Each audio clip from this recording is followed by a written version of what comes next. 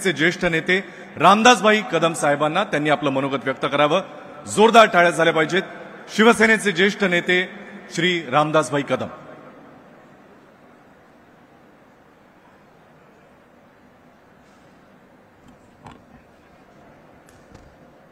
गो ब्राह्मण प्रतिपालक हिंदवी स्वराज्य संस्थापक सिंहासनाधीशित जाणता राजा छत्रपती शिवाजी महाराज की, छत्रपती शिवाजी महाराज की जय. शिवाजी जय भवानी.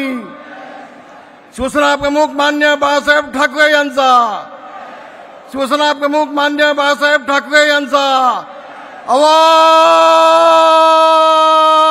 कुणाचा? एकनाथजी शिंदे आगे बढ़ो, एकनाथजी शिंदे आगे बढ़ो, एकनाथजी शिंदे आगे बढ़ो. धन्यवाद. आता मला वाटतं इकडे कोण आणि तिकडे कोण असा आमच्यापेक्षा मीडियाच्या मंडळींना अधिक प्रश्न पडत असतो. आणि म्हणून त्याच्या आधी मी एवढंच आपल्या सगळ्यांना सांगेन, हे व्यासपीठ बघा, हे व्यासपीठ बघा. आता ज्यांनी सांगितलं अगे तिकडे माझा शेतकरी उद्ध्वस्त होतोय, मला तुमचं पुष्पगुच्छ गुच्छ नको, ह्या संवेदना दाखवणारे आमचे एकनाथ शिंदे, आपले ज्येष्ठ नेते मुख्य नेते एकनाथजी शिंदे आहेत, आमचे गजाभाऊ आहेत, आमचे अडसूळ साहेब आहेत. ही सगळी मंडळी इथं नेते मंडळी बसलेत. हे बघा व्यासपीठावरती. आणि मगाशी येता येता मी माध्यमांमध्ये पाहिलं, तिकडचं व्यासपीठ पाहिलं आणि तिकडचे नेते पाहिले. वायकर साहेब मला हसायला आलं, वायकर साहेब मला हसायला आलं. एक वेळचं ते शिवसेनेचं व्यासपीठ, कुठे दत्ताजी साळवी, कुठे दत्ताजी नलावडे, कुठे अमरराव जोशी, कुठे नवलका साहेब, कुठे वामनराव महाडिक साहेब, कुठे आमचे सरपोतदार साहेब. आणि आत्ताचं व्यासपीठ पाहिलं ते शिवाजी पार्कचं, मी वाईट वाटलं, डोळ्यातून पाणी आलं. उद्धवजी, तुम्हाला मुख्यमंत्री पदाचा हव्यास होता, हव्यास, आणि मुख्यमंत्री झालात काँग्रेससोबत जाऊन. आणि म्हणून ही मराठी माणसाची एकत्र असलेली मूठ ही फोडण्याचं पाप तुम्ही केलंय. होय, तुम्ही केलंय. शिवसेना प्रमुखांच्या विचाराला तिरंदाजी दिलीत, शिवसेना प्रमुखांच्या विचाराला काळीमा फासलात आणि काँग्रेससोबत जाऊन सोनिया गांधींच्या पायावरती शिवसेना घाण ठेवली. अरे मला अभिमान वाटतो एकनाथजी शिंदे यांचा. त्यांनी निर्णय घेतला, होय शिवसेना प्रमुखांचे विचार आम्ही खाली पडू देणार नाही, शिवसेना प्रमुखांचे विचार पुढे घेऊन गेल्याशिवाय राहणार नाही, ही भूमिका एकनाथजी शिंदे यांनी घेतली. आणि म्हणून शिंदे साहेब, आज हे सगळे शिवसैनिक आहेत ना, हे तुमच्या पाठीशी खंबीरपणे उभे आहेत. हा सगळा शिवसैनिक महाराष्ट्रातला, मुंबई ठाण्यातला फक्त. मला शिंदे साहेबांचा फोन आला, रामदास भाई, संबंध महाराष्ट्रात दुष्काळग्रस्त झालाय, मोठ्या प्रमाणामध्ये पाऊस पडलाय, लाखो कुटुंब उद्ध्वस्त झालेत. आणि म्हणून हा आजचा दसरा मेळावा जर असला, आनंदाचा मेळावा असला, तर आपण सगळेजण शेतकऱ्यांच्या दुःखात सहभागी झाले पाहिजेत. आणि फक्त महाराष्ट्राचा मेळावा न घेता फक्त मुंबई ठाण्याचा आपण घेऊया. मला खूप समाधान वाटलं, खूप समाधान वाटलं. संवेदना आहेत या नेत्याला. अरे मी तर म्हणेन, इथे जे सगळे दिसत आहेत ना, हे सगळे आमचे मावळे आहेत, हे सगळे भगव्या झेंड्याचे शिपाई आहेत, हे सगळे शिवसेना प्रमुखांचे कडवे सैनिक आहेत, हे सगळे छत्रपती शिवाजी महाराजांचे मावळे आहेत. इथं सगळे मावळे आहेत आणि तिथं जमलेले सगळे डोमकावळे आहेत, सगळे डोमकावळे आहेत. काय तुमचा कार्यक्रम काय? मराठी माणसाला संपवायचा ना? होय बांधवानो, शिवसेना प्रमुख माननीय बाळासाहेब ठाकरे यांनी 76 सालामध्ये मराठी माणसाच्या न्यायासाठी झगडणारी शिवसेना या घोषवाक्याने शिवसेनेला जन्म दिला. त्यावेळेला काही लोकांना मस्ती होती,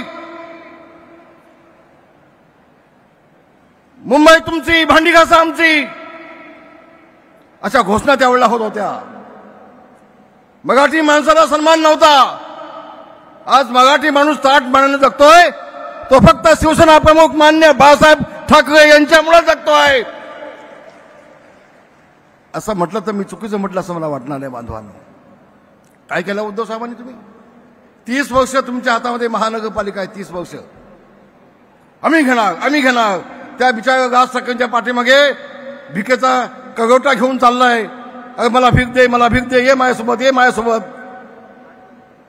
आता तो भाव आता काय करतो काय माहिती, आता भीक देतोय की भीक देत नाही की सोबत येतोय.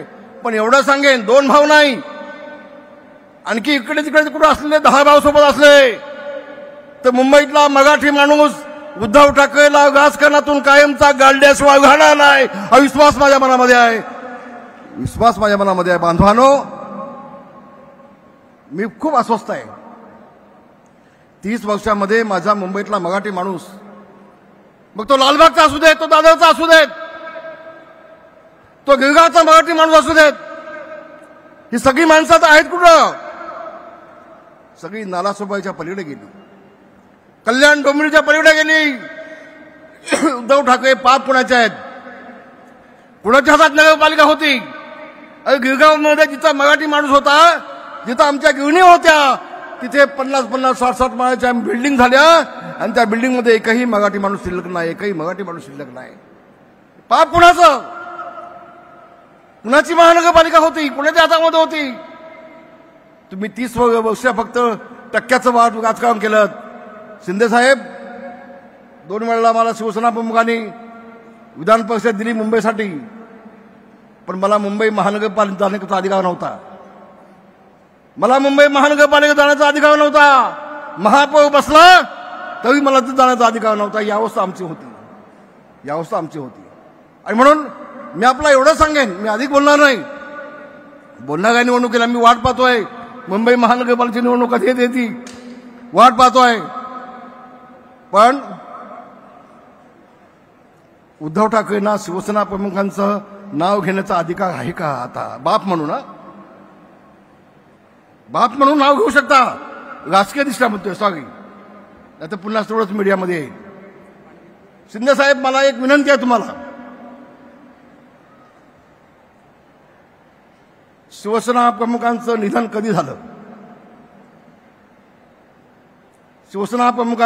कधी झालं आणि त्यांची बॉडी किती दिवस मातोश्रीमध्ये ठेवली होती कडा माहिती. जबाबदारीने बोलतोय, मोठं विधान करतोय. होय, शिवसेना प्रमुखांच्या वती उपचार करणारे डॉक्टर आहेत. आज त्या डॉक्टरांना विचारून घ्या, डॉक्टर पकावना विचारून घ्या, 2 दिवस शिवसेना प्रमुखांची बॉडी का ठेवली होती उद्धवजींनी? तुम्ही काय अंतर्गत चाललं होतं तुमचं? आम्ही खाली बसलो होतो. 8 दिवस आम्ही मातोश्रीच्या बाकड्यावर मी झोपलोय. 8 दिवस मातोश्रीच्या बाकड्यावर झोपलोय. सगळं कळत होतं. पण हे सगळं कशासाठी? कोणतरी सांगितलं बाळासाहेबांच्या हाताचे ठसे घेतले होते. मग ठसे कशासाठी घेतले होते? काय नेमकं होतं? सगळी चर्चा चालली होती तिथे मातोश्रीमध्ये. आणि पुढे जाऊन माझी विनंती आहे, बाळासाहेबांचं मृत्यूपत्र कोणी केलं, कधी झालं, त्यामध्ये सही कुणाची होती, कोणासगळी माहिती. अरे तुम्ही आम्हाला काय शिकवता? शिवसेना आम्ही मोठी केली, शिवसेना मोठी आम्ही केली, जेल आम्ही भोगलेत, तुम्ही आम्हाला संपवताय. तुम्ही मनोहर जोशीला संपवलीत, तुम्ही गजानन कीर्तिकांना संपवलीत, तुम्ही ढाकेने संपवलीत, तुम्ही दिवाकर गावतेला संपवलीत, तुम्ही रामदास कदमला संपवलीत, तुम्ही एकनाथ शिंदेच्या पाठीमागे पडलात. अरे नेमकं तुम्हाला हवं होतं काय? ज्यांनी बाळासाहेबांना 50 वर्ष साथ दिली त्या नेत्यांना संपवायचा विडासमूह उचललात बाळासाहेब गेल्यानंतर. आज यात शिवाजी पार्कमध्ये मेळावा चालू आहे. शिंदे साहेब, जोपर्यंत बाळासाहेब होते तोपर्यंत शिवाजी बागच्या सभेमध्ये रामदासांची भाषणं होत होती. ज्या वर्षी बाळासाहेब गेले त्या वर्षापासून शिवाजी बागचं माझं भाषण बंद झालं. काय बाबांनो, काय झालं? गुलाब पाटलांना टाळ्या मिळतात भाषणाला, त्याला भाषण देऊ नका. रामदासांना टाळ्या मिळतात, त्याला भाषण देऊ नका. अरे तुम्हाला भीती कसली वाटते? तुम्हाला भीती कधी वाटते? सांगतोय आज तुम्हाला. आपल्याला मी मुंबईतल्या सगळ्या शिवसैनिकांना हात जोडून सांगतोय, उद्याची लढाई ही मराठी माणसाच्या अस्मितेची आहे. उद्याची लढाई या भगव्या झेंड्याला अधिक तेज देण्याची आहे. हे युद्ध आहे, हे राजकीय युद्ध आहे. कुणीही गाफील असता कामा नये, कुणीही गाफील असता कामा नये. आणि म्हणून दिवस रात्र एक केलं पाहिजे. ही मुंबई मिळवण्यासाठी 105 हुतात्मे मराठी माणसाने दिलेले आहेत. मुंबई अशी नाही मिळाली, त्यामधले 70 गृहिणी कामगार आहेत. आणि म्हणून ज्यांनी 30 वर्ष या मुंबई महानगरपालिकेचा वाट लावून टाकली, उद्ध्वस्त करून टाकली, फक्त टक्के खाल्ले, मराठी माणसाला उद्ध्वस्त करून टाकलं, त्या उद्धव ठाकरेला उद्याच्या राजकारणातून कायमचं उद्ध्वस्त करून टाका, ही विनंती करण्यासाठी बांधवांनी मी आपल्या समोर आलेलो आहे. होय, उद्याच्या निवडणुकीमध्ये शिवसेना भाजप महायुतीचा भगवा झेंडा फडकलाच पाहिजे. होय बांधवांनो, फडकला पाहिजे. हा छत्रपती शिवाजी महाराजांचा भगवा झेंडा, आई तुळजा भवानीचा भगवा झेंडा, संत रामदासांनी छत्रपतीच्या हातात दिलेला हा भगवा झेंडा, हा शिवसेना प्रमुख मान्य बाळासाहेब ठाकरे यांचा भगवा झेंडा, हा शिवसेनेचा भगवा झेंडा, हा मावळ्यांचा भगवा झेंडा मुंबईच्या महानगरपालिकेवरती फडकलाच पाहिजे, अशी विनंती करतो आणि आपल्या सगळ्यांची रजा घेतो. धन्यवाद. जय हिंद, जय भीम, जय मागास. धन्यवाद साहेब. महायुतीच्या माध्यमातून अनेक कल्याणकारी योजनांची सुरुवात करण्यात आली आणि त्या यशस्वीपणे राबवल्याही जात